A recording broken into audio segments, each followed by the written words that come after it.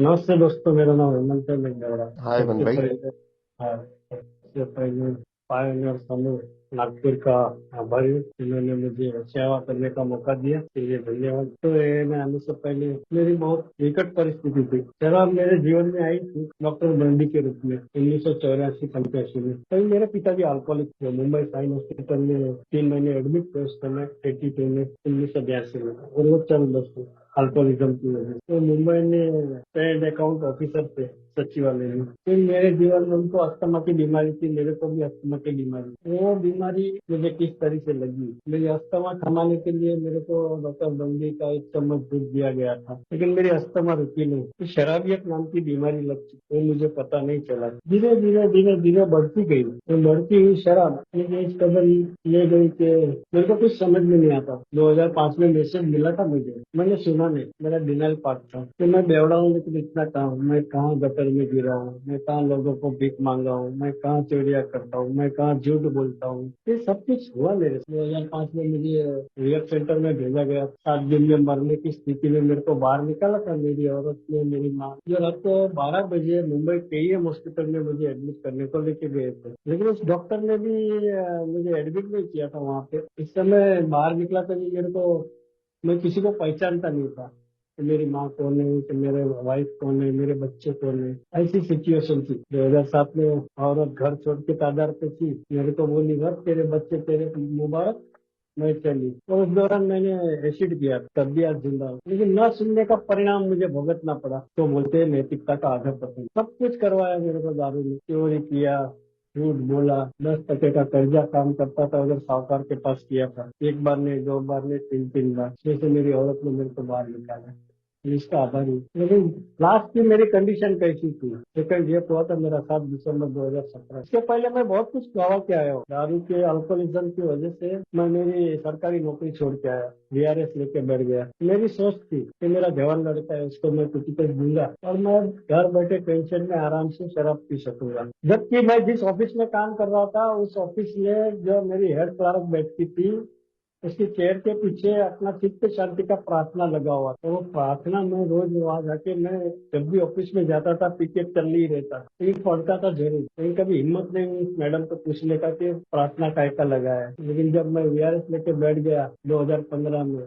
2017 में मेरा लड़के को काम पे लगाया, 2016 में मेरा जॉब दिया तो केस पे लगा। 16 महीना सर्विस की, इसमें एक्सपायर्ड हो गया। मेरी शराब रुकाने के लिए बहुत से प्रयत्न किए मेरे घर वालों ने, आबा बुआ धागा दोरा घंटा धागा, खाने में दवाई, लेकिन वो कुछ काम नहीं आया, कुछ भी काम नहीं आया। उस परमेश्वर पे मेरी माँ का, मेरे औरत का विश्वास था, श्रद्धा थी, एक न एक दिन ये बेवड़ा सुधरेगा। आखिरी का मेरी माँ का शब्द है, आज भी मेरे को याद आता कि इसको जन्म देने से अच्छा तो पत्थर को जन्म दिया तो अच्छा था, पूजने को तो काम आता था। ये आखिरी शब्द थे मेरी माँ के। आज भी मेरी माँ है। लेकिन जब इस संस्था में आके बैठा ना मैं, वो दिन था 24 अप्रैल 2018, पहला मीटिंग।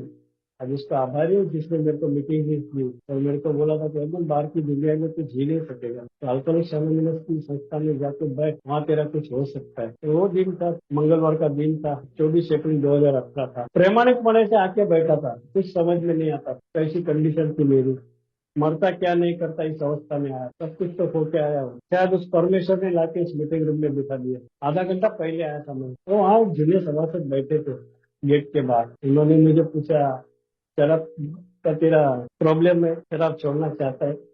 मैंने तुरंत हाँ बोला। उन्होंने मेरे को गले लगा और आधा घंटा मेरे से चर्चा की। वो मीटिंग रूम में लेके जाके बिठाया। कुछ समझ में नहीं आता था दोस्तों। वो ब्लैक बोर्ड पे लिखा था खुले मन प्रामाणिकपना निर्धार ऐसे, और साइड में एक छोटा सा त्रिकोण बनाया था, उसमें लिखा था घर काम मीटिंग। पहली मीटिंग में कुछ समझ नहीं आया था, लेकिन हाँ, पहली मीटिंग में मुझे 20 प्रश्नों का पैम्पलेट दिया गया था। उस पैम्पलेट में 20 प्रश्न थे और 20 में से मैं 17 हाँ था मेरा। दारू की वजह से मैं काम पे जा नहीं सकता था, हाँ। दारू की वजह से मैं मेरे आजू बाजू वालों को त्रास देता था, हाँ। शराब पी के आके मैं घर में पड़ा रहता था, हाँ। घर वालों को मैं तंग करता था, हाँ। तो ये सब कुछ प्रश्न थे, तो मेरा हाँ हो गया, राइट हुआ। ये सब मेरे साथ हुआ है। और फिर कंटिन्यू मीटिंग करना, जिसको बोलते हैं सातत्य से मीटिंग कर। बीमारी 3 पार्ट में बताई गई, शारीरिक, मानसिक और आध्यात्मिक। समझने के लिए टाइम होगा। 90 दिन 90 मीटिंग बोला था ना, कर आते रहे, तेरे को तेरा आईना दिखेगा। और दिखा है मेरा आईना मेरे को।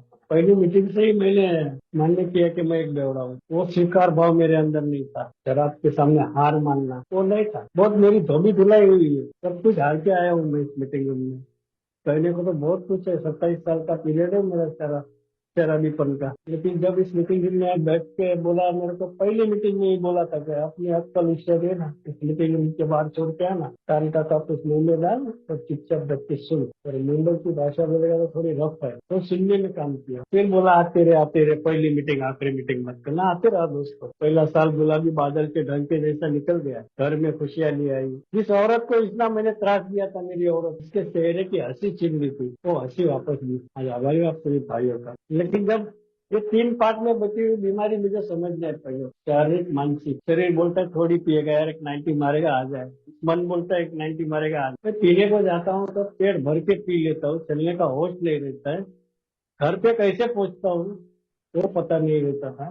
घर में जेब में 1 रुपया नहीं रहता था, फिर भी टाइट होके घर पे आता था। औरत भी बोलती थी यार इसको एक पैसा नहीं देती, फिर भी वो पी के कहाँ से आता है। वो क्रेविंग, वो आकर्षण दारू के प्रति, जो सवेरे 4 बजे उठ के बिना चप्पल के भागने वाला हेमंत, नहाने धोने का ठिकाना नहीं, ब्रश किया नहीं किया, मुंह पे पानी लगाया नहीं लगाया, दर्पण देखा कि नहीं, आईना तो कभी देखा नहीं, ऐसी कंडीशन थी। लेकिन यहाँ आके बोलता है चमत्कार होता है। 1 जनवरी का रोज का प्रतिबिंब है, चमत्कार होता है। यहाँ 1.5 घंटा, 1.5 मिनट, 1.5 सेकेंड मन शांति से किधर बैठ नहीं सकता। आज वो 1.5 घंटा इस मीटिंग रूम में बैठता है शांति से। एक चमत्कार है। ऐसे चमत्कार रोज मेरे जीवन में घटते हैं, एक एक दिन के हिसाब से। जो गुरु मंत्र दिया है मुझे, one day at A time. लगता आज के दिन तुझे दारू नहीं पीना, पहले घुट को टालना है, वो पहला घुट ही नहीं पीना है। जो पीने जाता हूँ तो मेरा ट्रिगर दब जाता है। जब फिर वो ट्रिगर दबने के बाद जो बंदूक के गोलियां छूटती है ना, उसको मैं नहीं रोक सकता हूँ। वो शक्ति नहीं है मेरे अंदर। इसके लिए बोला है, मुझे बोला था जिले सभा से, हेमंत अगर तेरे को तेरी सोबरिटी कायम रखनी है ना तो मार्गदर्शक ले और मीटिंग में आते रहो। 90 दिन 90 मीटिंग में मैंने प्रार्थना की परमेश्वर से, हे ईश्वर मेरे को एक अच्छा सा मार्गदर्शक मिले, और मिला। उन्होंने सामने से आके मुझे बोला कि मैं तेरा मार्गदर्शक बनना चाहता हूँ। तो मैंने स्वीकार किया। वो भी एक स्वीकार भाव मेरे अंदर नहीं था। मैंने कभी तुलना नहीं की इस मीटिंग में, ये बंदा ऐसा बोला, वो ऐसा बोला, इसका ये गया उसका वो गया, कभी तुलना नहीं की। जो भी मिला वो लेते रहा। मैंने तो बोला था जो अच्छा लगे वो ले, जो नहीं अच्छा लगे इस मीटिंग रूम में छोड़। और जो हमें मिला है तुझे भी मिलेगा, सिर्फ मुझे विश्वास रखना इस मीटिंग रूम में। और धीरे धीरे दोस्तों पहला टोकन लिया, दूसरा टोकन लेने के बाद जो लॉकडाउन लगा, वो दिन था 20 जून 2020, तब से मीटिंगें बंद हो गई थी। मीटिंगें बंद हो गई थी तब से। आज ऑनलाइन मीटिंग का आभारी, आप सभी भाइयों का आभारी है। घर बैठे मैं मेरी मानसिक स्थिति में परिवर्तन ला सकता हूँ, सुधार ला सकता हूँ। उस समय मुझे बहुत से सभासद ने मदद की। मेरे को बोला था मदद मांग, और मदद मांगी मैंने, बहुत मांगी, आज भी मांगता हूँ। और मेरे को जब 1 साल 2 साल पूरा होने के बाद, जब बोलते ना, जब सोबराइटी घर से शुरुआत होती है, रिकवरी घर से शुरुआत होती है। मेरे घर में खुशी आती है, मेरे बच्चे लोग हंसते हैं, मेरी औरत जो आए दिन रोते रहती थी वो हंसने लगती। वो मेरे घर में आध्यात्मिकता ही नहीं थी। आध्यात्मिकता की शुरुआत घर में से होती है। वो मेरी माँ 24 घंटा दिन रात वो राह देख के बैठी रहती थी कि अभी आएगा मेरा बेटा, अभी आएगा, किधर गिर तो नहीं गया है, किधर पुलिस ने पकड़ तो नहीं लिया। वो माँ आज शांति से एक निवाला खा सकती है। उसका जो बहुत तकलीफ दिया है ना, उसका भरपाई नहीं कर सकता हूँ। लेकिन आज देखता हूँ आध्यात्मिकता की जागरूकता कब होती है। मुझे बताया था अहमद, जब एक बेवड़ा बोलता है दूसरा बेवड़ा सुनता है ना, तो दोनों में होने वाली चर्चा तो कई घंटों तक चल सकती है। और हुआ है मेरे साथ लॉकडाउन में। मैं मुंबई डोंगरी में, अपना मीटिंग होता है चर्च में, चर्च बंद था, हम लोग 3 सभासद में 4 घंटा चर्चा किए। और ये अनुभव आध्यात्मिकता का, रोड पे बैठे, गार्डन में बैठे, और वो मीटिंग हम लोग ने की। क्योंकि मुझे मेरी जान बचानी है, कार्यक्रम यही बोलता है कि जान बचाने का कार्यक्रम है। किसी एक के घर में अहमद अगर तू दिया जला सके ना, तो समझ के तेरा आज का दिन सफल है।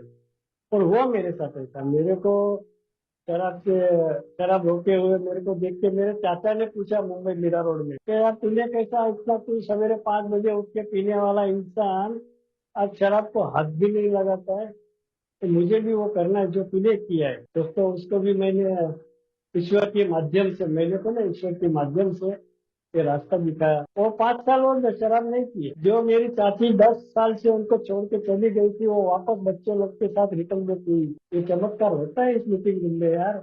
होता है। लेकिन वो मेरे चाचा ने 5 साल के बाद वापस वो शराब के पास गए। तभी तो बोला गया है कि एक बार का शराबी और कायम का शराबी और इस दुनिया में नहीं रहे। भगवान उसके आत्मा को शांति दे। उसी तरह मेरा लड़का भी नहीं रहा जो 2017 में चल बसा, जवान लड़का। वो भी इस मार्ग पे चल पड़ा था, हुक्का बार बियर विस्की। लेकिन इस मीटिंग रूम में आने के बाद जब मैं भाइयों का हाथ पकड़ के चलता हूँ और अनुभव सुनता हूँ ना, तभी पता चलता है कि हेमंत आध्यात्मिकता में क्या है। इसका जो बोला गया है ना, विश्लेषण किया है। हमारे अपने मुंबई के जूनियर सभासद है, जिनका हाल ही में ईश्वर का आभार मानने का दिन गया और पूरा भारतवर्ष से सभी सभासद आए थे। उन्होंने मेरे कंधे पे हाथ रख के बोला था कि हेमंत 2 हाथ ऊपर करके ईश्वर से मांग, देख वो तेरी विश पूरी करेगा। सही बात है यार, मैंने किया वो प्रयत्न मैंने अपने लिए, मेरे परिवार के लिए। घर में कोई नहीं है आज, मेरे घर में मैं और मेरी औरत ही है। जवान लड़का था, वो चला गया। सोबराइटी के पहले ही साल में मेरी लड़की ने, जवान लड़की थी मेरी, उसने कोर्ट मैरिज कर लिया हम लोग को न पूछे हुए। तभी मेरे को मुंबई पुलिस स्टेशन तारदेव से ग्रांड रोड से फोन आया था। तभी मेरा 90 दिन 90 मीटिंग भी नहीं हुआ था। मैंने मदद मांगी थी, ऑफिसर का हाथ पकड़ा था और उन्होंने मेरे को बोला कि हेमंत कुछ भी हो जाए तो घर में से बाहर मत निकलना, पुलिस स्टेशन में मत जाना। नहीं गया। अगर मेरे को मेरी सोबराइटी कायम रखनी है ना, तो मुझे वो बोल रहे ना, जो बताते हैं ना उसको पालन करना पड़ता है। कुछ टूल्स दिए हैं, वो टूल्स का पालन करना पड़ता है। लेकिन जब मैं कोरोना में, दोस्तों मेरी औरत को वो वायरस लग गया था, तो जो मैंने मुंबई में उसको जोगेश्वरी में एडमिट किया था, वहां मेरे को मिलने को नहीं दिया था 7 दिन। जिस औरत को मैंने कभी झाँक के देखा नहीं चाहा, मैंने सिर्फ शराब से ही प्यार किया, औरत को कभी समझा नहीं। आज उस औरत की केयर करना, इस डॉक्टर ने मेरे को 7 दिन वहां उसके अंदर ध्यान ही नहीं दिया। लेकिन मैंने तुरंत ऑनलाइन के माध्यम से आज आभारी हूँ यार, एक अच्छा बंदा मिला, उसको मैंने फोन किया, ऐसी ऐसी परिस्थिति है, उस समय मैं हॉस्पिटल में हूँ और हॉस्पिटल से मैंने फोन लगाया, तो ऐसी ऐसी परिस्थिति है मेरे को, मैं क्या करूँ। बोला कुछ मत करते, तू एक ही काम कर, उस परमेश्वर को तीसरे कदम की प्रार्थना बोल। और मैंने बोला दोस्तों वहाँ पे मराठी में वो प्रार्थना, तो मराठी में है, वो मेरे को पूरा आता है, बोलूंगा तो शायद समझ में आएगा किसी को, भाई को। लेकिन वो प्रार्थना मैंने वहाँ बोला कि देवा, तुझ्या इच्छेला मान देण्यासाठी स्वार्थनाचा बंधना तू तुम्हाला मुक्त कर, माझ्या मार्गात येणारे सगळं अडचणी तू दूर कर। जब मैं ये शब्द बोलता हूँ ना, तो 24 घंटे में जो भी मेरे सामने आने वाली अड़चन वो दूर करता है यार, करता है। और मेरी औरत सही सलामत 7 दिन में वापस आई दोस्तों, 7 दिन में वो डिस्चार्ज दिया गया। इसी तरह सेकेंड टाइम फिर वापस उसको कमर का बैक पेन हुआ, तो डॉक्टर ने 3 महीना उसको बेड रेस्ट करने दिया। 3 महीना बेड पे से हटने का नहीं, 3 महीना सेवा की। जो हेमंत कभी किसी की सुनता नहीं था, कभी किसी को बोलते ना मराठी शब्द खाते पे मारने वाला, लेकिन वो मेरी औरत का 3 महीना सेवा की, खाना बना के दिया, खाना खिलाया, तो नहलाना धुलाना। यार ये सेवा करने का मौका परमेश्वर ने दिया मुझे, आज अच्छी खासी चल कूद सकती है। ये आध्यात्मिक अनुभव जो मेरे घर से शुरुआत है। इसी तरह कोरोना में मेरी माँ को आंख से दिखने का बंद हो गया था दोस्तों। मुंबई में भाभा हॉस्पिटल में बांद्रा में लेके गया था, वहाँ 85,000 का खर्चा दिखाया। तो कान में सुनने का मशीन, मुंबई घाटकों पर समय कॉलेज में लेके गए, वहाँ भी 1.25 लाख का बोले मशीन का। फिर मैंने उसी बंदे को फोन किया, मैं बोला ऐसी ऐसी बात है अपने सभा सकते ही। तो मैंने बोला कुछ नहीं, तू खाली प्रार्थना कर परमेश्वर से कि तेरी माँ जिस तरह कान से सुन नहीं सकती, उसी तरह इस दुनिया में बहुत से ऐसे माए है जो कान से सुन नहीं सकती, उसके लिए प्रार्थना करके उसको सुनने की शक्ति प्रदान कर। अब दोस्तों प्रार्थना करके मेरी माँ को मशीन लगाने का जरूरत ही नहीं है जरूरत। अब बिना मशीन लगाए सुनती है। ये चमत्कार होता है इस बेटे के मन में, ये चमत्कार। इस माँ ने मेरे को नकारा बनाया था, मेरे को पत्थर समझा था, और वही माँ शांति का निवाला। इसी तरह दोस्तों मेरी लड़की एक ही लड़की है, जवान लड़की है, जो सोबराइटी में आने से पहले, सोबराइटी में आने से उसकी शादी कर ली। 3 महीना मैं गुस्से में रहा, नहीं अपनाऊंगा, मैं नहीं उसको घर में लूंगा। ये सब मेरा अहंकार, जो अहंकार का खच्चीकरण करने का कार्यक्रम है। तो मार्गदर्शक से चर्चा की, तो बोला अहमद एक ना एक दिन तेरे को स्वीकारना पड़ेगा, ये सब कुछ है तेरा और किसके लिए। तो दोस्तों मेरे को बोला गया कि भौतिकता और आध्यात्मिकता दोनों की जरूरत पड़ती है, जीवन जीने के लिए दोनों की जरूरत पड़ती है। घर में घर का सामान जीने के लिए मिलता है, इसी तरह तेरी लड़की भी तेरे को स्वीकार करनी पड़ेगी। और मैंने स्वीकार किया दोस्तों, मेरी लड़की स्वीकार किया, और हम लोग आमने सामने बैठे, वो समाधान किया, दोनों परिवार में आनंदी वातावरण हुआ। तो कार्यक्रम यही सिखाता है मेरे को कि जो मैंने मेरे बिगड़े हुए रिश्ते बना के रखे थे उसको वापस सुधार। मेरे आजू बाजू वाले रहते आज वो मेरे को हंसी खुशी बुलाते, आज चाय पीने के लिए बुलाते, जो मेरे को देख के दरवाजा बंद कर देती थे। एक टाइम था कि मैं आता था तो वो लोग दरवाजा बंद कर देते थे और बोलते थे अभी इसके घर में शो चालू होएगा। आज वो नहीं है, आज मेरी औरत में हम लोग जाके बैठते उनके पास चर्चा करते, ये कार्यक्रम सिखाता है। इस तरह मैंने भी मेरी लड़की को अपनाया, परिवार को अपनाया। तो आध्यात्मिक की जागरूकता बोलते ना कैसे, तो बोलते दो प्रार्थना और चार दीवार के बीच में परमेश्वर का वास, दो प्रार्थना और चार दीवार के बीच में परमेश्वर का वास है। आज मेरे घर की दीवारें हंसती है, बोल सकता हूँ, जो जूने सभासद बोलते हैं, आज मेरे घर की दीवारें हंसती है। वही लड़की मेरी जो हम लोग को छोड़ के चली गई थी, आज 16 महीने का लड़का है दोस्तों। वो नातू में मेरा इतना दिन निकल जाता है कि पूछो मत।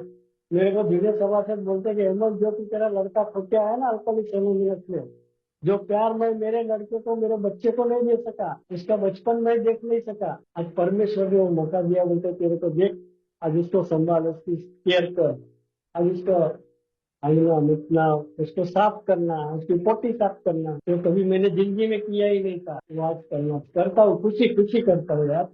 वो आनंद आज 16 महीना से मैं ले रहा हूँ। तो आज मैं बोल सकता हूँ यार कि आज मेरे घर की दीवारें हंसती है। बहुत से अनुभव है दोस्तों, ऐसे कड़वे भी है और अच्छे भी है। जब मैं कार्यक्रम पे चलने का प्रयत्न करता हूँ ना प्रामाणिकपणे से, जो मैंने पहले भी बोला कि 3 टॉपिक दिया था, खुले मन, प्रामाणिकपणा और निर्धार। प्रामाणिकपणे से कार्यक्रम ले और खुले मन से बोल, जो करके आया है वो तो क्या करके आया है, दूसरे का नहीं। तूने क्या किया है, मेरी औरत ने जो किया है वो, लेकिन मैंने क्या किया है वो बोलने का है। मैंने दारू के लिए 50 रुपए में सार्वजनिक बाथरूम धोए, 1 साल। खुद की नौकरी सरकारी थी, जाता नहीं, बाद में रियलाइज होता है कि हाँ यार ये मैंने किया है सब। तो ये कार्यक्रम आता है कि 12 कदमों का कार्यक्रम ले, कदमों पे चलने का काम कर, इधारों के सामने मैं अकबर हूँ, मेरा जीवन अस्त व्यस्त हो गया। जिन्हें सभा से बोलते ना कि जो हमें मिला है तुझे मिलेगा, वो मिलता है धीरे धीरे, किसी को जल्दी, जो प्रियम्बल में भी लिखा है, किसी को जल्दी है किसी को देरी से, मिलता जरूर है, तो वो मिलता है।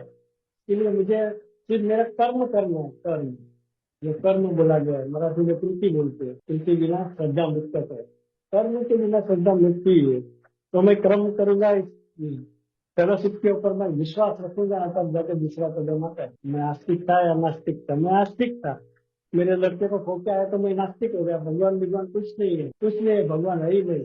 मैं गुजरात पूरा घूम के उसका दर्शन करके मैं घर पे आके देखता हूँ, रात को 12 बजे मेरी झोली में मेरे लड़के की डेड बॉडी पड़ी है। वहाँ विश्वास उठ गया था मेरा इस परमेश्वर। इधर आया तो वापस परमेश्वर, वही परमेश्वर की मूर्ति मैं बेचने चला था दारू के लिए, उस बंगाल वाले ने लिया नहीं। शुक्र है, आभारी हूँ उसको। इधर आके मेरे को विश्वास रखना पड़ा, दूसरा कदम मेरे से भी बड़ी एक उच्च शक्ति है जो मुझे मेरी जो मानसिक स्थिति में सुधार ला सकती है। जो दारू पी के मैं मेरी सत्संग विवेक बुद्धि खोते बैठ, वो एक दिन के लिए, क्षण भर के लिए भी क्यों नहीं, मेरे को वापस दे। तो प्रार्थना में मैं बोलता हूँ ना, तो देता है। तो इस मीटिंग रूम के ऊपर मेरे को विश्वास, विश्वास और श्रद्धा दोनों कायम रहेगा तो हेमंत कभी भी कुछ नहीं हो सकता है, लेकिन होता है। आज भी वो विश्वास है उस मीटिंग रूम के, कौन सा भी अनुभव होंगे, कुछ भी होंगे, जो अच्छा लगे वो मेरे को बोलते थे और मैं वही लेता था। मेरे को बोला बैकअप माइंड में है ना, तू कौन सा भी अनुभव तेरे पास रख, बैकअप माइंड में कभी ना कभी तेरे को तेरे जीवन में काम है, और वो आता है। आज भी वो दारू है ना, घर करके बैठिए छोटे दिमाग में, वो मध्य का राजा बोला गया है उसको। तो उसके लिए वो मेरे लिए तो कभी जज भी बन जाती है, कभी वकील भी। वैसा किरदार भी मैं समाज में, घर में, बाहर की दुनिया में मैं कर सकता हूँ। मैं किधर वकील भी बन जाऊंगा, मैं किधर जज भी बन जाऊंगा, मेरी आवाज सुनो। तो ये सब था, ये सब निकल गया एक एक दिन के हिसाब से। चौथा कदम लेता हूँ और वो लिखने का प्रयत्न करता हूँ। तभी फटी थी मेरी, तो मैं लिटरली बोलता हूँ, मैंने रियल में लिखा था, तभी मैं मेरी औरत के नाम पे सब बिल खड़ा था, तो मेरे को हटा दिया, पूरी रात मेरे को रुलाया था। और जब 4 साल के बाद इधर से मैं कार्यक्रम पे चलने के बाद में जो कोरोना में मैंने चौथा कदम लिया, मेरे मार्गदर्शक के सामने बैठा, तो लिखने की हिम्मत नहीं होती थी।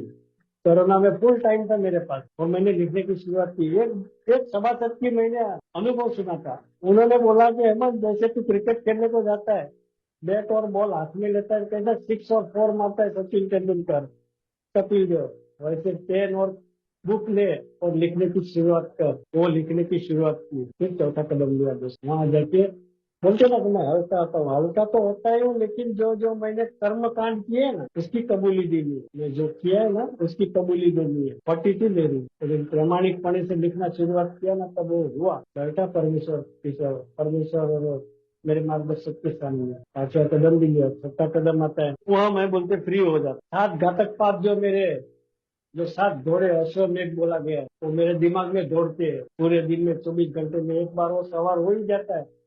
कहीं ना कहीं कोई अच्छी लड़की दिखी तो किधर कोई सीरियल देख ली, किधर कोई मूवी देख लिया, कहीं मैं सफर कर रहा हूँ ट्रेन का, कहीं बाजार में गया तो किधर मेरी नीयत खराब होती है, उसके ऊपर कंट्रोल करना है। तो कैसे होएगा? प्रार्थना के माध्यम से। प्रार्थना बोल, सब कुछ ठीक हो जाएगा। तो आज वो इच्छा नहीं होती जो सातवें कदम में बोला गया ना, तो मेरे साथ घातक का पाप उस परमेश्वर को मैं सौंपता हूँ। तीसरे कदम में मेरे को निर्णय लेना है, ये मेरे से नहीं होता है, तू ही मेरी गाड़ी चला तो वो होता है।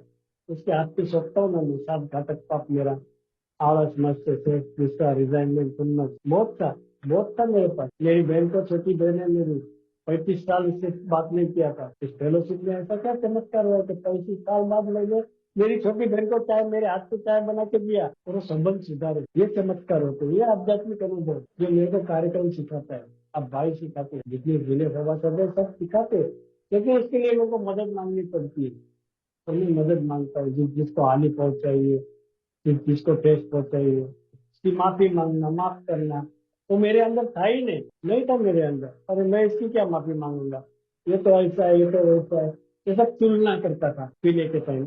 अभी नहीं, मेरे को बोला तुलना मत करना कभी किसी, नहीं करता हूँ तुलना, नहीं करता हूँ, जो भी मिला वो लेता हूँ।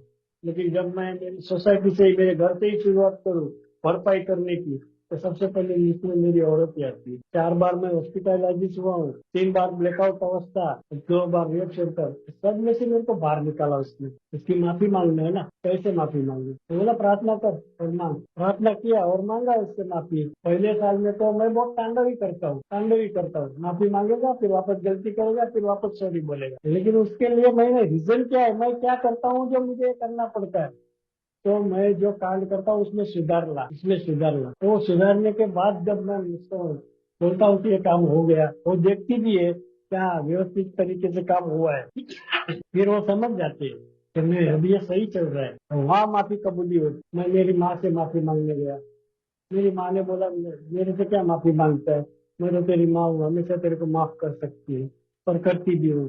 मेरी सोसाइटी का वो चेयरमैन सेक्रेटरी था, उसके घर में जाके 30 रुपया चिल्लर लेके मैं भागा, उसको जाके दिया।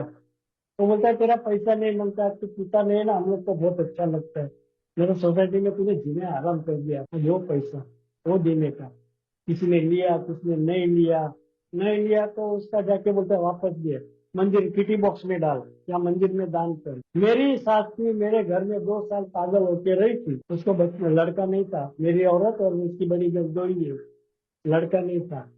जब मेरा ड्रिंकिंग पीरियड चालू था, फ्रिज के ऊपर मैं देसी बॉटल का संतरा का गिलास बना के रखता था, जाने अनजाने में मेरी सांस पी गई थी। अभी इस दुनिया में ही नहीं है, कभी इसकी कहाँ माफी मांगने जाओ, तभी तो मैं भी पीता था और मैंने उनको भी पिलाया। तो ये सब तो मुझे मालूम ही नहीं था कि आध्यात्मिकता क्या है। इस संस्था में आके बाद में उसी समाज को मैंने फोन किया और फिजिकली मैं मिला भी, तभी उसने बोला, उन्होंने बोला एक लेटर लिख, दान पेटी में डाल दो, वहाँ तेरी एक कबूल होएगा। अरे किया मैंने दोस्तों, किया। लेकिन आज भी किधर न किधर जब मैं किसी को माफी मांगने जाता हूँ तो मुंह पे वो थोड़ा अच्छा बोलेंगे, फिर बाद में बोलेगा ये अभी सुधर गया तो अपने आप को साधु समझने लगा है। लेकिन मुझे तो यहाँ बोला गया कि one day at A time, एक दिन के हिसाब से तुझे शराब को रोक के रखना है।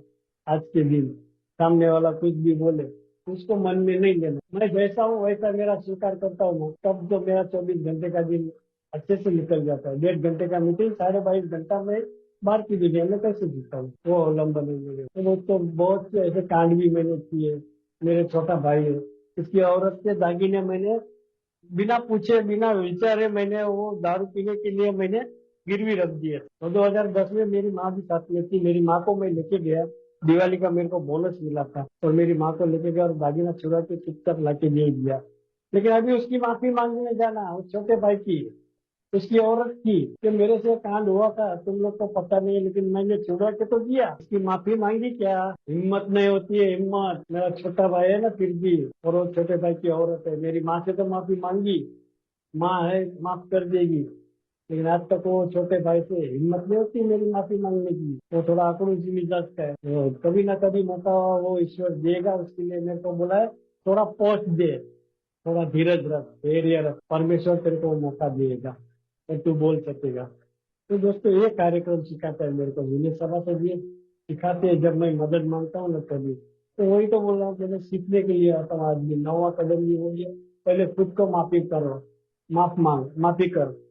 खुद खुद को माफ कर सकता हूँ क्या मैं कभी आईने के सामने खड़ा नहीं रह सकता था, आज खुद को माफ करने का है। तो मैंने ऐसे कांड क्या किए, तो मेरे को खुद को माफ करना है। जो चौथे कदम में मैंने लिखा है, वही मेरे को बोला था कि 8 9 में तेरे को वापस बाहर निकलना है, वही जो लिखा है वो तो जा, जाके माफी मांग, पहले खुद को माफ कर, बाद में दूसरे को माफ करने जा। तो कुछ मेरे कांड भी ऐसे ना, मैं खुद को भी माफ नहीं कर सकता हूँ, लक्ष्य में जो बहुत से भारी पराक्रम है, यहाँ नहीं बोल सकता हूँ, लेकिन हाँ किया है ना। तो जब परमेश्वर मौका देगा वो माफी मांगने का, तभी माफी मांगना, बाद में खुद को माफ करना। तो कार्यक्रम यही मेरे को आज भी वो कई इंसिडेंट ऐसे है दोस्तों, जो मैं वो पश्चाताप की भावना में नहीं जाता हूँ। कभी वो मेरे सामने आएगा और कभी मैं माफी मांगूंगा, नहीं, वो परमेश्वर है, वो देगा मौका मेरे को, उसके ऊपर विश्वास है ना। हाँ है। तो जरूर वो एक दिन आएगा वो ऐसा, तो वो कर सकेगा। इसलिए दोस्तों आज एक दिन के हिसाब से चलने का प्रयत्न करता हूँ। 10वां कदम है मेरे को, मेरा रोज का मेरा इन्वेंटरी लेना है, बोलते हैं तो मेरे अंदर का परीक्षण करना है। मैं क्या कर रहा हूँ रोज 24 घंटे में। जब मैं घर से मैं अगर कुछ पैसा भी लेता हूँ औरत से, तो औरत को मैं वापस देता हूँ, उसका हिसाब देता हूँ। मैं खुद मेरे हाथ से मेरा कितना खर्चा करता हूँ। मैं जब पीता था तभी मैं डेली में दिन का लिख के रखता था, कितना भी पी के आया हुआ रहेगा ना मैं, तो भी मैं पुस्तक में मैं लिख के रखता था कि आज मेरा दिन का खर्चा इतना हुआ, मेरा पीने का खर्चा इतना हुआ। आज मैं जुबानी बोलता हूँ, आज 24 घंटे का हिसाब औरत को दे देता हूँ शाम तक। तो दोस्तों ये जो है ना, वो मेरे को सीखना पड़ेगा, और सीखने के लिए ही मैं आता हूँ। तो थोड़ा बहुत रह गया है जो आध्यात्मिक स्तर पे है। जो मेरी लड़की अभी आज एक बच्चे की माँ है, दोस्तों मैंने जिंदगी में कभी उस लड़की को कुछ लेके नहीं दिया, कभी कुछ लेके नहीं दिया। उसकी स्कूल में गया था ना जब 6 साल की थी, तभी वो प्रिंसिपल ने मेरे को भगाया था, और मेरी लड़की को बोला था कि तो आज के बाद तेरे बाप को इधर स्कूल में लेके मत आना। वही लड़की ने मेरे को बोला, पप्पा मेरे लड़के के लिए एक पालना तो लेके दे, झूला झूलाने के लिए। दोस्तों जिस लड़की के लिए मैंने उसकी इच्छा कभी पूछी नहीं, कभी उसको क्या मांगता है वो कभी पूछा नहीं, आज वो लड़की ने मेरे को सामने से बोला लेके दिया, तो उसके चेहरे की जो हंसी वापस आई ना दोस्तों, वो देखने के लिए बहुत मैं तरस गया था, तरस गया। आज वही मेरी लड़की है जिसने मैंने मेरा जॉब उसको दिया है। आज मुंबई में वो बीएमसी में हेड क्लर्क की पोस्ट में। उसकी मानसिक स्थिरता बीच में मानसिकता खराब हो गई थी, उसको साइकेट्रिक की दवाई चालू हो गई अचानक, तो वहां भी मैं हिल गया। यार साइकेट्रिक की दवाई चालू हो गई, मेरी लड़की तो बहुत अच्छी थी, इसके लिए प्रार्थना कर बोला। जैसे दुनिया में ऐसे कि सभी लड़की जो त्रस्त है साइकेट्रिक की बीमारी से, उसके लिए प्रार्थना कर, तो तेरी लड़की को भी वो प्रार्थना लगेगी। मैं उसके लिए प्रार्थना रोज करता हूँ। आज मेरी लड़की सही है दोस्तों। आज वो बच्चे को पहले पास नहीं लेती थी अपने पास, आज वो अपने पास लेती है, घुमाती है, हंसी खुशी परिवार में रहती है। तो यही तो चमत्कार होता है ना यहाँ पे दोस्तों। आज भी नवरात्रि चालू है, अभी 2 दिन पहले ही मेरे को फोन आया, पापा मेरे को चनिया चोली, अरे मेरी मेरी लड़की पारितोषिक चनिया चोली गरबा राशि पारितोषिक पाई है मुंबई में। बोला जा जा जाके खेल, और वो गई दोस्तों, दिया। आज वो आनंद में, अगर मैं दुनिया में ये बोलते ना, ये खुशी अगर मैं खरीदने भी जाऊँ ना तो मेरे को नहीं मिलेगी, जो खुशी मेरे को अल्कोहलिक एनोनिमस से दी है। आज आभारी हूँ यार। अब चलिए इसी तरह एक दिन के हिसाब से दोस्तों चलने का प्रयत्न करता हूँ। 11 कदम बोलते हैं ना, प्रार्थना और ध्यान के माध्यम से हम परमेश्वर तक पहुंच सकते हैं, मैं पहुंच सकता हूँ। इसके लिए मेरे को बोला है एक सभा से भी, बोला हेमंत सिर्फ दिन में 2 मिनट भी तू बैठ सके ना ध्यान करके तो भी बहुत है। तो 2 मिनट में से 4 मिनट होगा, 4 मिनट में से 5 मिनट होगा, 5 में से आधा घंटा भी हो जाएगा, तेरे को पता नहीं चलेगा। और होता है उसमें पीस ऑफ माइंड जिसको बोला गया, वो हासिल होता है एक दिन के हिसाब से। तो करने के लिए सिर्फ मेरी इच्छा होनी चाहिए, जैसे मेरे को पहली मीटिंग में पूछा था कि शराब छोड़ने की तेरी इच्छा है, किसने जुड़ी? हाँ है। तो इसी तरह आज मेरे को वो इच्छा कायम रखनी पड़ेगी। आज हम दोनों मियाँ बीवी जो है ना दोस्तों, तो पहले जैसा तू मैं नहीं होता, पहला युद्ध होता था, युद्ध। अब युद्ध नहीं होता है। आज एक दूसरे में संभाषण होता है, आज एक दूसरे की मन की इच्छा जानते हैं। आज मेरा घर का रीडेवलपमेंट काम चालू है दोस्तों, मेरे घर का रीडेवलपमेंट काम चालू है। जो एमन 2010 में फुल पीछे टाइट रहता था, उस समय मेरे लड़के ने और मेरी औरत ने मेरा रूम बनवाया था। उस समय वो जो ठेकेदार था ना, उस समय 50 रुपया लेके भागा था दारू के लिए। आज 13 साल के बाद वही ठेकेदार को हम लोग ने कॉन्ट्रैक्ट दिया। आज एक गए महीने 2 अप्रैल से मेरे घर का रीडेवलपमेंट चालू है। उस बंदे ने आके मेरे को देखा तो बोलता है कि ये बंदा अभी तक जिंदा है।